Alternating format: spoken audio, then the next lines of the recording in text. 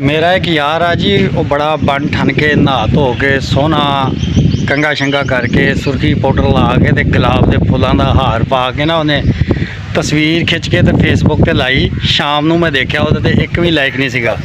ते मैं वो कमेंट्स कर दिता कि अल्लाह ताला तेन जन्नतुल फिरदौस च बुलंद दर्जात अता फरमाए। अलहमदुलिल्लाह एक घंटे 500 लाइक आ गए मेरे कमेंट के उत्ते, लेकिन वो वीडियो वो फोटो के उत्ते फिर भी कोई लाइक नहीं आया, लेकिन मेरे कमेंट के उत्ते 500 लाइक जरूर आ गए।